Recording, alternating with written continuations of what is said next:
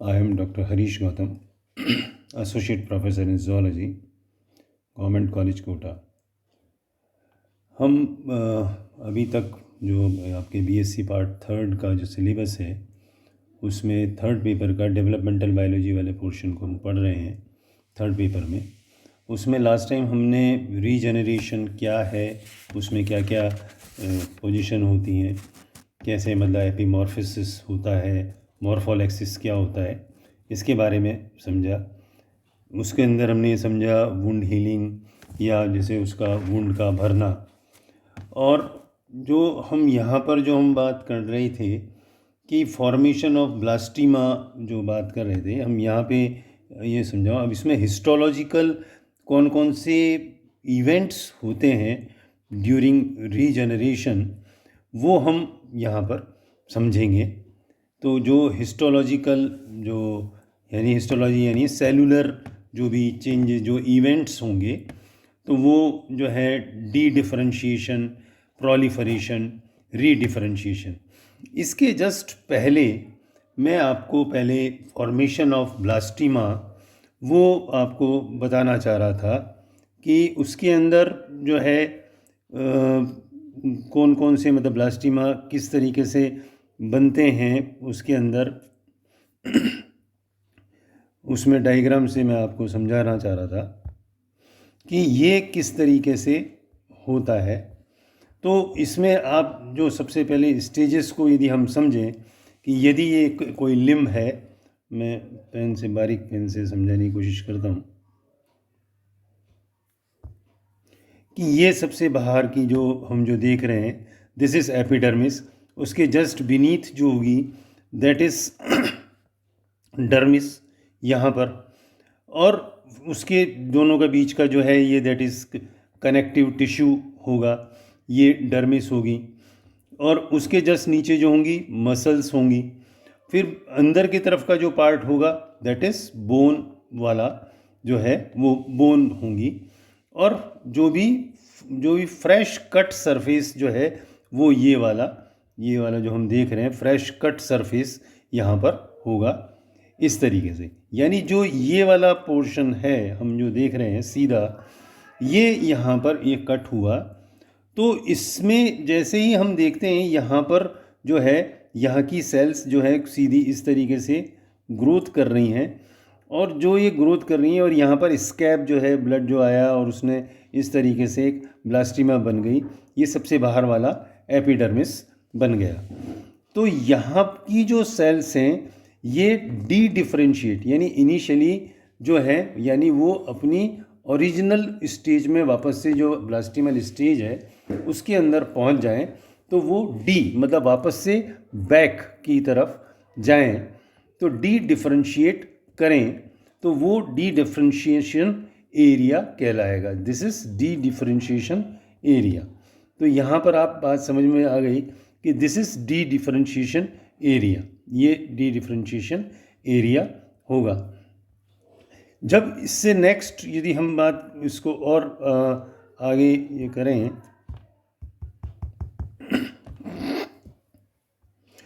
ये इसके अंदर जो नेक्स्ट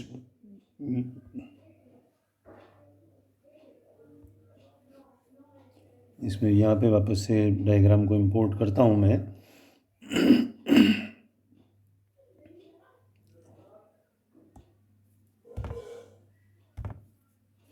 ये वाला जो मैं कहना चाह रहा था, यहाँ पर ये जब जैसे ही ये पहुँच गया यहाँ पर,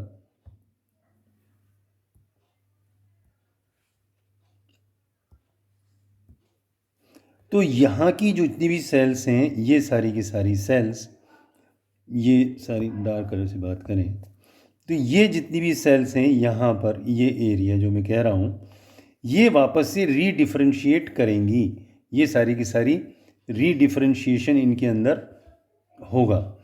तो जब ये रीडिफरेंशिएट होगा तो जब ये इस तरीके से रीडिफरेंशिएट करा, ये यहाँ पे रीडिफरेंशिएशन इसके अंदर चालू होगा। इससे नेक्स्ट इसके अंदर जैसे ही जब ये रीजनरेशन स्टार्ट होगा, जब लिम्ब वापस से फॉर्मेशन स्टार्ट हुआ, इस तरीके से बोन बनना चालू हुआ, तो ये यहाँ पर पूरा पूरा रीजनरेटेड लिम्ब जो है वो बन जाएगा, यानी ये पूरा जो है रीजनरेट होगा।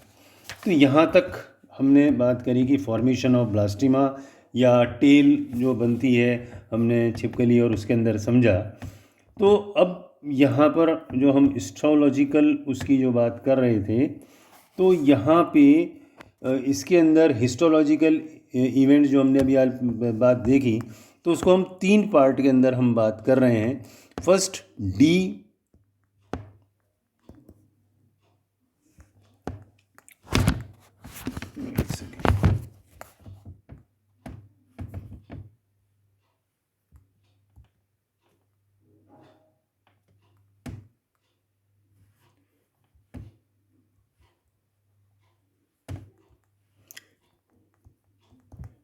सॉरी डी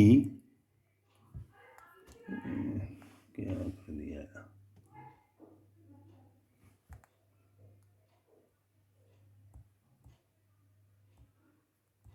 डी डिफरेंशिएट करेंगे। ये डी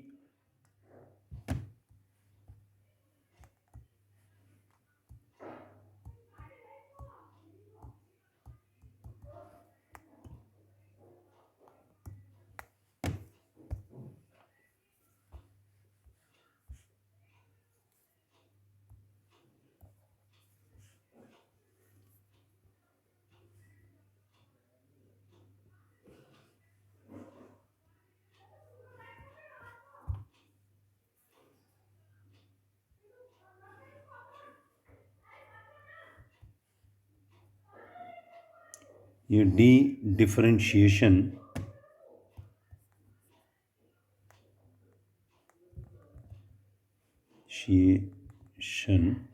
होगा फर्स्ट। दूसरा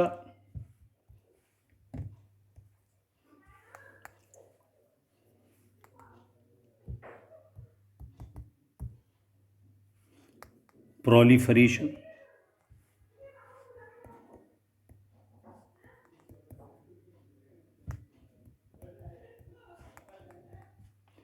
यानी वो प्रोपोगेट करेगा। तीसरा जो है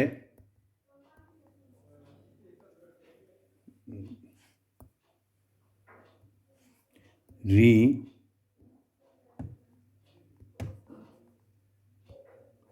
डिफरेंशिएशन होगा इसके अंदर।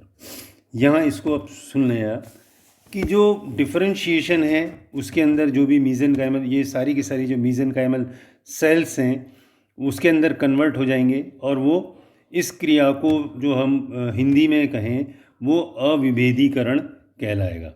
ये यानी अविभेदित होंगी या डी डिफरेंशिएट होंगी, और जो भी इसके अंदर की जो नीचे जो एपिडर्मल कैप जो बन रही है होती इसकी यहाँ की एपिडर्मल कैप, उसके नीचे ये सारी की सारी एपिडर्मल सेल्स यहाँ पर इकट्ठी हो जाएंगी। तो ये सारी की सारी एक जैसी एक प्रकार की सेल्स यहाँ पर इकट्ठी होंगी। फिर नेक्स्ट आता है दैट इज़ प्रोलिफरेशन। तो प्रोलिफरेशन यानी वो प्रोपोगेट करेंगी, यानी एक है फिर से दूसरी, फिर तीसरी, फिर 4, ऐसी इस तरीके से प्रोलिफरेट यानी बढ़ती चली जाएंगी इस तरीके से। तो ये सारी की सारी यहाँ पर बेसिकली जो होता है दैट इज़ माइटोसिस होगा। इनके अंदर ये सारा का सारा माइटोसिस होगा, और इससे इन माइटोसिस की वजह से इनके अंदर सेल्स के अंदर ग्रोथ होगी। तो ये इसके वजह से जो भी ब्लास्टिमा है उसका साइज़ यदि इनिशियली ये था तो वो काफ़ी बड़ा इस तरीके से होता चला जाएगा। फिर जो थर्ड जो हम बात कर रहे हैं ये वो होगा उसके अंदर रीडिफरेंशिएशन। तो रीडिफरेंशिएशन के अंदर यानी जो ये हमने जो बात करी, यदि इसने इलोंगेटेड टाइप ऑफ सेल्स बनाई तो ये यहाँ पे पहले इनिशियली स्मॉल थी, छोटी टाइप की सेल्स थी, उनने एक अलग तरीके से बनाना चालू करा, डी डिफरेंशिएट हुई, इनिशियल टाइप में हुई। अब फिर ये इसी तरह की सारी सेल्स बनती चली जाएं इस तरीके, तो दैट इज़ रीडिफरेंशिएशन कहलाएगा। तो ये हमने जो सेकंड स्टेप की बात करी दैट इज हिस्टोलॉजिकल इवेंट्स जो हुए 1, 2 और 3। फर्स्ट जो था हमने बात करा डी डिफरेंशिएशन, दूसरा प्रोलिफरेशन और तीसरा री डिफरेंशिएशन। तो ये हमने 3 उसके अंदर बात करी। फिर इसके अंदर जो नेक्स्ट आएगा, ये तीसरा था, यहाँ पे दैट इज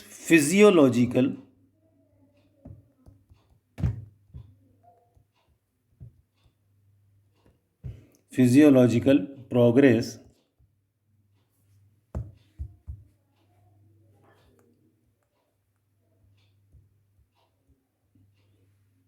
ड्यूरिंग रीजनरेशन।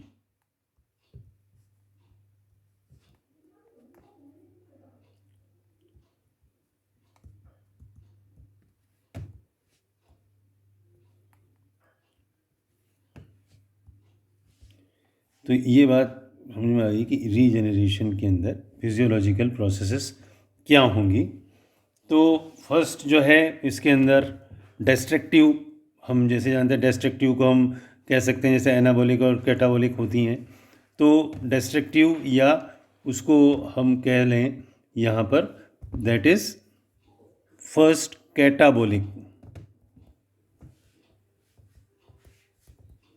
या डेस्ट्रक्टिव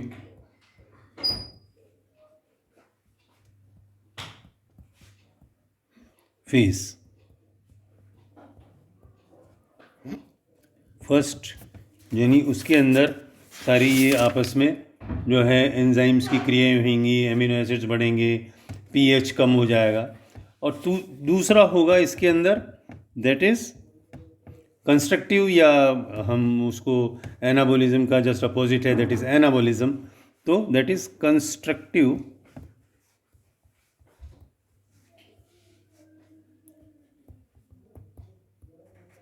या एनाबोलिज्म, बॉलिक या एनाबोलिज्म फेज। तो दोनों बात आपके समझ में आ गई, डेस्ट्रक्टिव हो गया और एनाबॉलिक हो गया। इसके अंदर से वापस से पीएच जो है नॉर्मल स्टेज पे आ जाएगा, आरएनए कम हो जाएंगे, जो न्यूक्लियोलस है उसमें उसकी साइज़ बड़ी हो जाएगी। तो ये सारी की सारी स्टेजेस इसके अंदर बढ़ती जाएंगी। यदि हम 1, 2, 3 उसके अंदर सारे पॉइंट्स में कहें तो या ऑक्सीडेशन जो है इसके अंदर बात करें, ऑक्सीडेशन वो काफ़ी बढ़ जाएगा, पीएच वापस से नॉर्मल हो जाएगा। रेस्पायरेशन जो है उसकी काफ़ी बड़ा हो जाएगा, रेस्पायरेशन बढ़ जाएगा। आरएनए की जो क्वांटिटी है वो कम हो जाएगी, आरएनए वो जो क्वांटिटी है कम होगी। न्यूक्लियोलस जो कहें, न्यूक्लियोलस जो उसकी साइज़ है वो बड़ी हो जाएगी। जबकि इसके अपोजिट जब हम यदि बात करें इसके अंदर, तो वो मैं वापस यहाँ लिखता हूँ,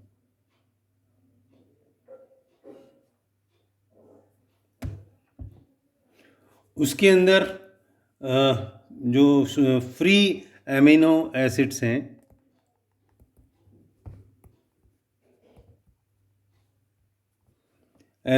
हैं उनकी क्वांटिटी बढ़ जाएगी। प्रोटियोलाइटिक एंजाइम्स की क्रिया जो है, प्रोटियोलाइटिक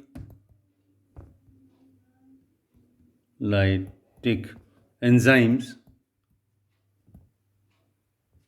वो बढ़ जाएंगे। पीएच जो है वो